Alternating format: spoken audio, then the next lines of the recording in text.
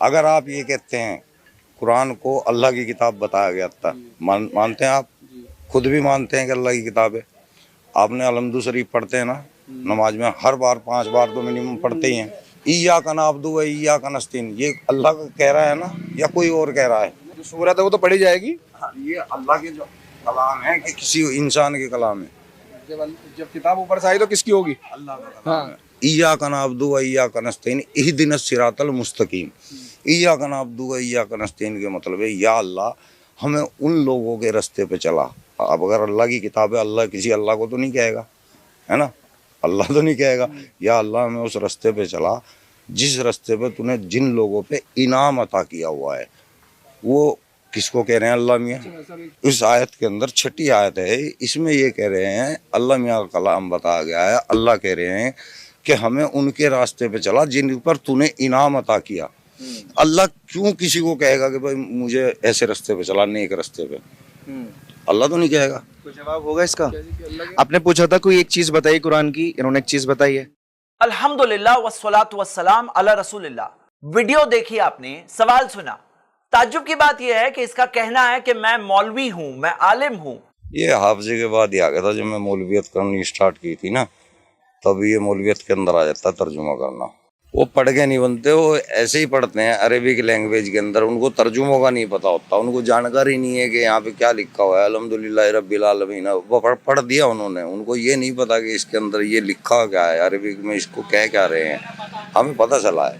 اور جو آیت کا ترجمہ کر رہا ہے ایاک نعبد و ایاک نستعین، جس کا ترجمہ ہے ہم تیری ہی عبادت کرتے ہیں اللہ، تجھی سے مدد طلب کرتے ہیں، جو ترجمہ ایک بچہ بھی بتا دیتا، لیکن یہ دعویٰ کر رہا ہے کہ ایک مولوی تھا، اور اس کا کہنا ہے کہ اس کا ترجمہ یہ ہے کہ ہمیں سیدھا راستہ بتا، ان کا راستہ جن پر تو نے انعام کیا، جو آگے کی آیت کا ترجمہ ہے۔ اب آئیے مین سوال پہ آتے ہیں۔ مین سوال اس کا یہ ہے کہ کیا اللہ اپنے آپ سے کہہ رہا ہے کہ ہمیں سیدھا راستہ دکھا؟ کیا اللہ اپنے آپ سے کہہ رہا ہے؟ سمپل سی بات ہے، یہ دعا ہے جو اللہ نے بندوں کو سکھایا۔ قرآن کس کے لیے بھیجا گیا ہے؟ بندوں کے لیے بھیجا گیا ہے۔ اللہ نے بندوں کو بتایا کہ بندے اللہ سے دعا کیسا کریں، اور قرآن کی سورۃ الفاتحہ ایک ایسی جامع دعا، ایک ایسی بیوٹیفل دعا ہے جو پورے قرآن کے پیغام کو ایک طرح سے سمیٹی ہوئی ہے، اور جو بندے پڑھتے ہیں نماز کے اندر ہر رکعت کے اندر تو ایک بہت بڑی یاد دہانی ہے ان کے لیے۔ سورۃ الفاتحہ کے ناموں میں سے ایک نام الدعا ہے، یعنی کہ یہ خود ایک دعا ہے، اور دعا کے آداب میں سے ہوتا ہے کہ اللہ کی تعریف کی جاتی ہے۔ اللہ تعالیٰ نے ہمیں بتایا کہ ہم اس سے دعا کیسا کریں۔ اللہ تعالیٰ کی جب تعریف کی جاتی ہے اس کے بعد اللہ تعالیٰ سے مانگنا سکھایا گیا ہے۔ اللہ کو تعریف کی کوئی ضرورت نہیں ہے، ہم لوگوں کو ضرورت ہے کہ ہمیں احساس ہو کہ اللہ تعالیٰ کے کتنے بڑے احسان ہیں ہم پر۔ دعا میں بھی 2 ٹائپ کی دعائیں ہوتی ہیں، ایک دعا المسئلہ جہاں پہ ایک انسان اپنی ضرورت کو اللہ کے سامنے پیش کرتا ہے، لیکن ایک ہوتی ہے دعا العبادہ، ایک دعا جو عبادت کا حصہ ہے کہ اللہ تعالیٰ نے ہمیں بتایا کہ ہم اس کی عبادت کیسے کریں۔ انسانوں کو نہیں پتا ہے، اللہ نے بندوں کو بتایا کہ ہم بندے اس کی عبادت کیسے کریں۔ اب اگر اللہ کی کتاب ہے، اللہ کسی اللہ کو تو نہیں کہے گا۔ لیکن اس کا سوال یہ ہے کہ ایسا کیوں دیا نہیں گیا ہے کہ تم لوگ یہ دعا کہو؟ ایسا کیوں نہیں دیا گیا ہے؟ مفسرین نے بتایا ہے کہ یہ دعا میں انڈرسٹوڈ ہے قل، کہ کہو تم لوگ الحمدللہ رب العالمین۔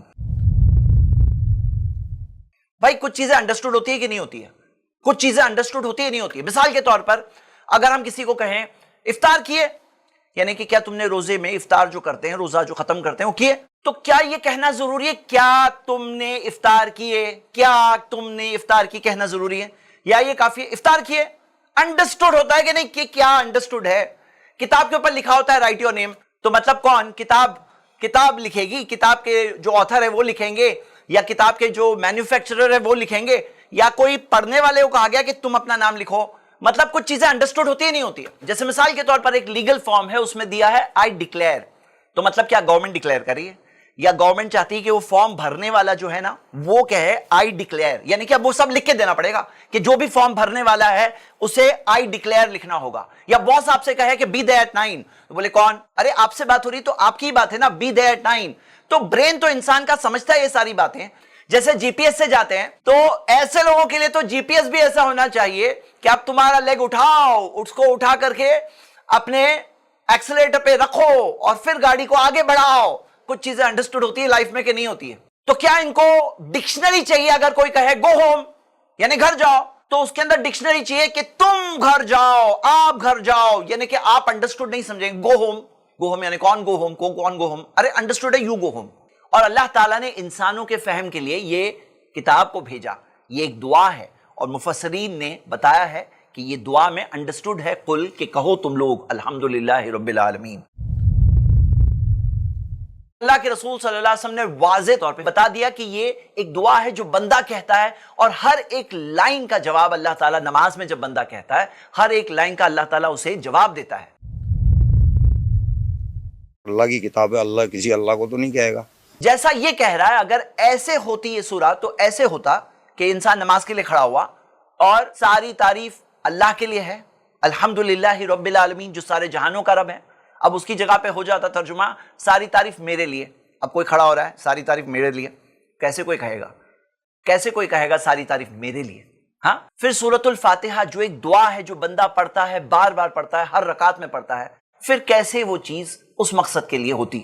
کتنی سمپل سی بات ہے. کاش کہ تھوڑا سا دماغ کو اوپن کر کے یہ لوگ سوچیں تو سمجھنا کوئی بہت مشکل لگ رہا ہے. کیا یہ جواب بھی دینے کی ضرورت تھی؟ الحمدللہ رب العالمین، یعنی کہ تمام تعریف صرف اللہ کے لیے ہے. جب اللہ ہی کا کلام ہے، وہی کلام کر رہا ہے، تو یہ کون سے اللہ کی بات کر رہا ہے؟ وہ اللہ ہی کا کلام ہے، وہی کلام کر رہا ہے، تو یہ کون سے اللہ کی بات کر رہا ہے؟ وہ کہ سب تعریف اس کے لیے ہے. اس سوال کا جواب بھی پچھلی باتوں میں شامل ہو چکا ہے. میں صرف ایک پوائنٹ ایڈ کرتا ہوں کہ یہ ایک طریقہ ہے، ایکسپٹڈ طریقہ ہے کسی بھی لینگویج کے اندر، کہ ایک پرسن خود اپنے آپ کو تھرڈ پرسن کے طور پر ریفر کرتا ہے.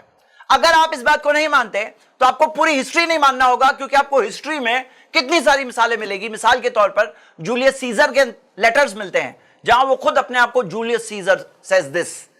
جیسے مثال کے طور پر ایک گورنمنٹ کہتی ہے کہ انڈین گورنمنٹ سیز دس، اب گورنمنٹ خود کہہ رہی ہے کہ انڈین گورنمنٹ سیز دس. جیسے عام بول چال میں ایک شخص کہتا ہے، اپنے دوست سے کہتا ہے کہ تیرا دوست یہ کام کر رہا ہے. اب انڈرسٹوڈ بات کیا ہے؟ تیرا دوست یہ کام کر رہا ہے، یعنی میں یہ کام کر رہا ہوں، لیکن ایک طریقہ ہوتا ہے اپنے آپ کو زیادہ ایمفسائز کرنے کا. اب اللہ تعالیٰ رب العالمین سارے جہانوں کا رب ہے. جیسے کہ کہا جاتا ہے small minds focus on finding errors, big minds focus on the message. جو میسج ان کے سامنے ہے، سورۃ الفاتحہ ایک اتنا پیارا، اتنا بہترین میسج جو انسان کے دل کو پگھلا دے، وہ اس میسج پر غور کرنے کی جگہ اس کے اندر کسی طرح سے کوئی مسٹیک فائنڈ کرنے کی کوشش میں لگے ہوئے ہیں. لیکن میں آپ سب کو دعوت دوں گا کہ آپ قرآن کو ترجمے کے ساتھ پڑھو، اس کی ٹرانسلیشن کے ساتھ، تفسیر کے ساتھ پڑھو، اور اس کے اندر جو خزانے ہیں، جو اس کے اندر ٹریجرز ہیں، اور سورۃ الفاتحہ خود اس کی میننگ پر غور کریے. کتنا بڑا خزانہ اسی سورہ کے اندر ہے. جو مین پروف ان کو ملا، جو سب سے بڑا پروف ان کو ملا، وہ یہ ملا کہ قرآن کے اندر سورۃ الفاتحہ میں یہ الفاظ ہے. سوال کا جواب تو مجھے امید ہے انشاءاللہ آپ سمجھ ہی چکے ہوں گے. لیکن قرآن اللہ کی کتاب ہے، اس کے بہت سارے پروفس ہیں. میری ایک سیریز ہے وائی اسلام 100 ریزنز، جس کے اندر میں نے تقریباً 100 ریزنز دیا ہے کہ اسلام کیوں ریلیجن آف ٹروتھ ہے. آپ خود دیکھ سکتے ہو، اس کا ایک پورا سیکشن ہے کہ قرآن اللہ کی کتاب ہے، اس کے بہت سارے پروفس ہے. آپ ضرور وہ چیز کو دیکھیے انشاءاللہ. حق بات، صحیح بات، سچی بات کیا ہے وہ جاننے کی کوشش کریے. شکریہ. السلام علیکم ورحمۃ اللہ.